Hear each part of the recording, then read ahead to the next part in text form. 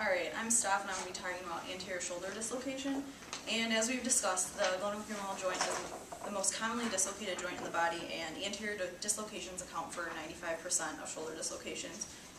As you can see on the top right side, patient's going to present with a clear deformity. It's going to be pretty obvious. They're going to be screaming in pain, and the sooner the joint is reduced, the easier it will be to overcome that muscle spasm.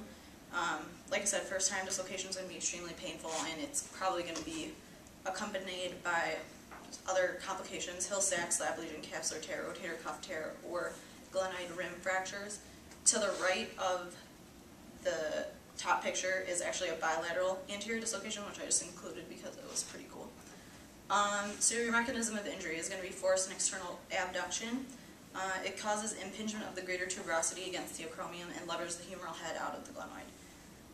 And so the patient's going to be presenting, guarding, probably towards the injured side, holding their arm. They're probably going to be supporting with the other arm as well, and their elbow could be pointed out. But it's going to be pretty obvious, like I said. So on field examinations, you're going to want to check your ABCs. You're going to manage for shock, especially if it's a first time. And you're going to want to perform neurological and vascular screening before and after the relocation occurs. And this goes also with if they're getting like imaging done, which kind of falls out of our field. But and so reduction techniques, this is going to depend on what we're comfortable with, what your physician is comfortable with, and also what the literature is telling us. And you're hopefully going to want to have a radiograph before and after the reduction occurs.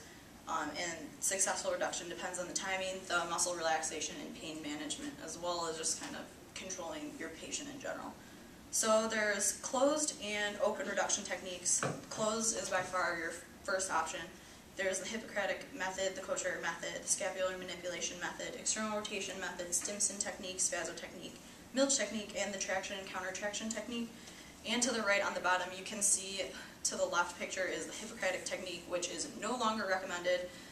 It's pretty abrasive. You just step and stabilize and just are pulling on the arm to suck the glenoid, or suck the humerus back onto the glenoid.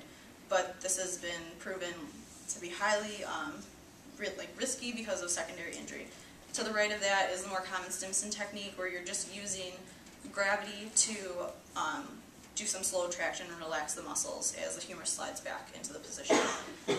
Open reduction is going to be considered your last resort if closed reduction is unsuccessful.